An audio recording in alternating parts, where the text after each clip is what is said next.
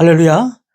오늘 우리에게 주신 말씀 고린도전서 1장 18절에서 25절까지 말씀입니다. 신약성경 고린도전서 1장 18절에서 25절까지 말씀 제가 봉독하겠습니다. 십자가의 도가 멸망하는 자들에게는 미련한 것이요 구원을 받는 우리에게는 하나님의 능력이라. 기록된 바 내가 지혜 있는 자들의 지혜를 멸하고 총명한 자들의 총명을 폐하리라 하였으니, 지혜 있는 자가 어디에 있느냐, 선미가 어디에 있느냐, 이 세대의 변론가가 어디에 있느냐, 하나님께서 이 세상의 지혜를 미련하게 하신 것이 아니냐, 하나님의 지혜에 있어서는 이 세상이 자기 지혜로 하나님을 알지 못하므로 하나님께서 전도에 미련한 것으로 믿는 자들을 구원하시기를 기뻐하셨도다.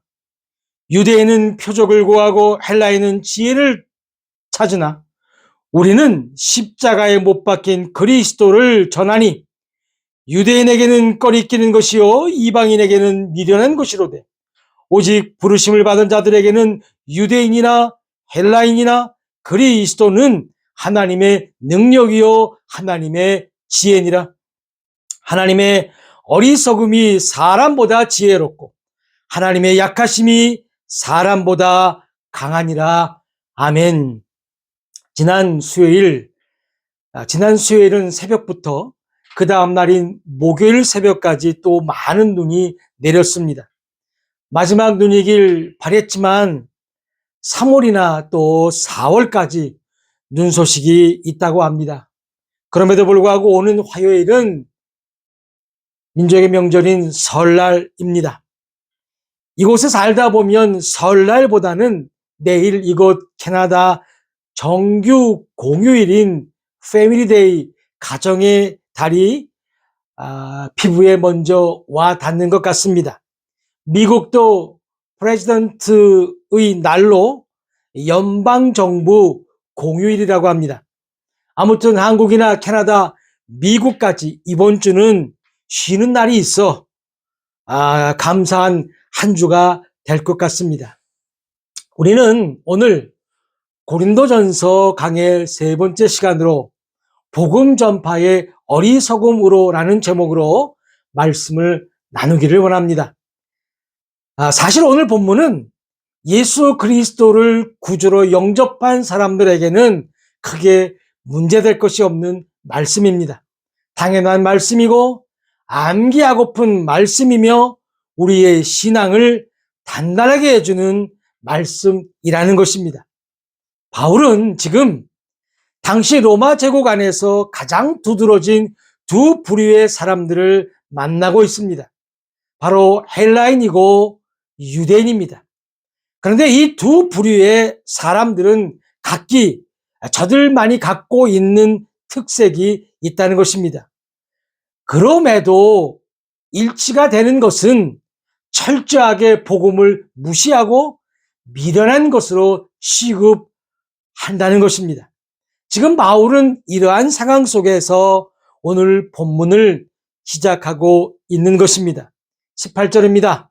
십자가의 도가 멸망하는 자들에게는 미련한 것이요 구원을 받은 우리에게는 하나님의 능력이라. 우리는 여기서 십자가의 도를 가장 먼저 보게 되는데, 십자가의 도가 무엇인가요? 영어 성경을 보니까 십자가의 말씀이라고 번역된 것도 있고, 십자가를 선포하는 것이나 십자가를 전파하는 것으로 번역된 성경도 있다는 것입니다. 그렇다면 십자가의 도는 바로 십자가를 전파하는 것으로, 십자가는 복음이라는 것입니다. 그러니까 복음이 전파되고 선포되고 설교되어지는 것이 멸망하는 자들에게는 어리석은 것이라고 그렇게 말씀하고 있다는 것입니다. 우리는 믿으니까 큰 문제가 없는데 세상 사람들에게는 정말 심각한 것이 아닐 수 없다는 것입니다. 특별히 십자가는 저주를 나타냅니다. 그런데 하필 그 십자가에 예수라고 하는 메시아가 달려 죽었다는 말을 그들은 전혀 믿을 수가 없었다는 것입니다. 그래서 십자가를 설교하거나 선포하거나 전파하는 것을 그들은 어리석다고 판단한 것입니다. 그 당시도 그랬는데 지금은 더할 것입니다.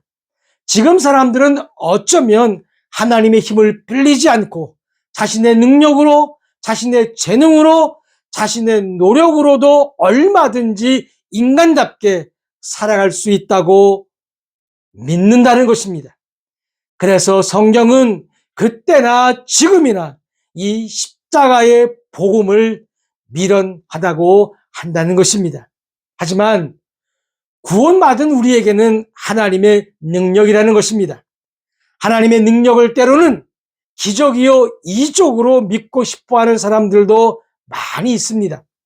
특별히 병에 걸려 죽게 되는 그런 사람들에게는 하나님의 능력을 다르게 생각할 수 있습니다. 그러나 그 죽어가는 사람의 끝이 이 땅만이 아니기에 하나님의 능력은 그를 구원하신다는 것입니다. 그래서 이 복음은 바로 육신은 흙에서 와서 흙으로 가는 거지만 그 혼은 살아있는 혼, living soul이라서 그 혼, 즉 죽지 않고 살아있는 혼이 구원을 받는다는 것은 진짜 중에 진짜로 하나님의 능력이심을 믿으시기를 주의 이름으로 축원합니다. 그래서 구원받은 자들은 오직 예수 그리스도의 십자가 보혈만이 우리를 살린다는 것을 믿는 자들인 것입니다. 로마서 1장 16절 상반절 말씀입니다. 내가 복음을 부끄러워하지 아니하노니 이 복음은 모든 믿는 자에게 구원을 주시는 하나님의 능력이 됨이라. 아멘입니다.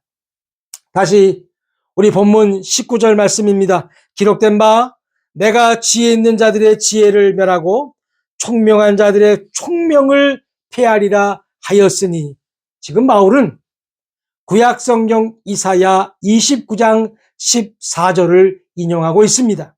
인간의 지혜와 인간의 총명을 폐하신다는 것입니다. 다시 말해 사람의 지혜와 명철을 없애버리시겠다는 겁니다. 지난주에 바울은 복음을 전할 때에 말의 지혜로 전하지 않는다고 말했습니다. 이 말의 지혜도 다 인간의 지혜요 명철인 것입니다.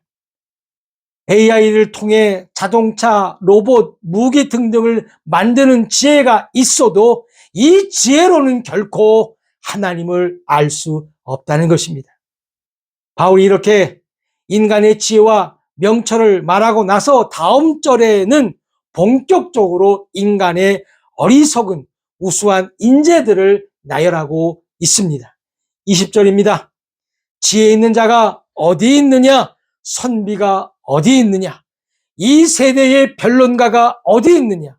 하나님께서 이 세상의 지혜를 미련하게 하신 것이 아니냐? 지혜 있는 자가 나옵니다. 선비도 나옵니다. 선비는 요즘 말로 학자들입니다. 변론가는 당시 그리스 철학에 심취된 자로 요즘으로 하면 논쟁자들과 철학자들을 말합니다. 우리 일반인들은 이런 사람들을 존경하기도 합니다. 더 많이 배웠고 더 많이 가졌고 더 많은 권력과 우리보다 더 큰 목소리가 큰 자들을 존경보다는 어쩌면 구독, 좋아요를 눌러주며 이러한 사람들의 지식이나 권력, 논쟁을 따라가려고 한다는 것입니다. 그런데 바울은 이러한 모든 자들을 포함해서 인간들의 지혜와 총명을 하나님께서 어리석게 만드셨다는 것입니다. 사랑하는 여러분, 하나님께서 이렇게 하셨다는 것입니다. 21절입니다. 하나님의 지혜에 있어서는 이 세상이 자기 지혜로 하나님을 알지 못하므로 하나님께서 전도에 미련한 것으로 믿는 자들을 구원하시기를 기뻐하셨도다. 21절에는 사람과는 달리 하나님의 지혜가 등장하고 있다는 것입니다. 세상 사람들은 하나님을 어떤 방법으로 알려고 하는지 아십니까? 바로 교육을 통해서입니다. 다시 말해 세상의 지혜로 하나님을 알려고 한다는 것입니다. 하지만 세상의 지혜로는 결코 하나님을 알 수 없다는 것입니다. 하나님을 알려면 하나님의 말씀을 통하지 않고서는 길이 없다는 사실을 믿으시기를 바랍니다. 그래서 하나님께서 허락하신 게 바로 전도에 미련한 것입니다. 우리는 여기서 잠깐 전도에 대해서 생각해 보길 원합니다. 전도가 무엇입니까? 조금 전에 우리는 십자가의 도에 대해서 알아봤습니다. 십자가의 말씀 즉 복음이라고 했습니다. 전도는 십자가의 도와 마찬가지로 복음을 전하는 것입니다. 커피를 나눠주고 물티슈를 나눠주고 무슨 이벤트를 만들어 선물을 주는 것이 전도가 아니라는 것입니다. 하루 종일 커피 나눠주고 물건 나눠주고 나 오늘 하루 종일 전도했다라고 말하지 않기를 바랍니다. 고작 예수 믿으세요, 고작 우리 교회 나오세요가 전도라고 말하지 않기를 바랍니다. 지금 우리 성경이 말하는 전도에 미련한 것은 바로 복음 전파를 말하는 것이라는 겁니다. 고린도전서 4장 10절 상반절에 우리는 그리스도 때문에 어리석으나라고 기록되어 있습니다. 다시 말해 우리는 그리스도를 위하여 어리석은 자들, 즉 복음을 전하는 자들은 뭐라고요? 복음을 전하는 자들은 그리스도를 위하여 어리석은 자들이라는 것입니다. 이것을 하나님께서는 기뻐하신다는 것입니다. 22절 말씀입니다. 유대인은 표적을 구하고 헬라인은 지혜를 찾으나. 서두에도 말씀드렸듯이 이 두 부류 사람들의 특색입니다. 유대인들의 특징은 무엇인가요? 표적을 구하는 겁니다. 우리는 이 말씀에 귀를 기울이고 이 말씀을 우리 마음판에 잘 박힌 못이 되어야 할 것입니다. 왜냐고요? 왜냐하면 너무도 많은 교회 다니는 사람들이 이러한 표적을 지금 대한민국에서도 구한다는 것입니다. 성경은 표적을 구하는 민족은 유대인이라고 말씀하고 있다는 사실을 명심하시기를 바랍니다. 그럼 왜 유대인들은 표적을 구할까요? 그들은 표적으로 시작된 민족이기 때문입니다. 출애굽기 4장 8절 말씀입니다. 여호와께서 이르시되 만일 그들이 너를 믿지 아니하며 그 처음 표적의 표징을 받지 아니하여도 나중 표적의 표징은 믿으리라. 여기에 처음 표적과 나중 표적이 나옵니다. 처음 표적은 모세가 손을 들고 있던 막대기가 뱀으로 변했다가 다시 막대기로 복구되었던 것을 말하는 것이고, 나중 표적은 그의 손을 품에 넣었다가 꺼내보니 문둥병에 걸렸지만 다시 품에 넣었다가 꺼내보니 깨끗하게 됨을 말한다는 것입니다. 이스라엘은 이러한 표적을 보고 모세를 믿었던 것입니다. 그리고 헬라인들은 배운 사람들로 인간의 방법으로 지혜를 찾으려 한다는 것입니다. 사랑하는 성도 여러분, 성경에서 말하는 지혜는 무엇일까요? 욥기 28장 28절 하반절에 보라, 주를 경외함이 지혜요 악을 떠남이 명철이니라. 즉 다시 말해 주를 두려워함이 곧 지혜요 악에서 떠나는 것이 명철이라는 것입니다. 그리고 또 하나의 지혜는 바로 구원받은 사람에게 적용되는 말씀으로 24절 말씀처럼 그리스도가 곧 하나님의 지혜라는 것입니다. 그러니까 성경이 말하는 지혜는 하나님을 두려워하는 것이며 바로 우리 주 예수 그리스도가 하나님의 지혜라는 사실을 믿으시기를 다시 한번 주의 이름으로 축원합니다. 23절입니다. 우리는 십자가에 못 박힌 그리스도를 전하니 유대인에게는 꺼리끼는 것이요 이방인에게는 미련한 것이로되 유대인들에게는 장애물이고 이방인들에게는 어리석은 것으로 보였다는 것입니다. 뭐가요?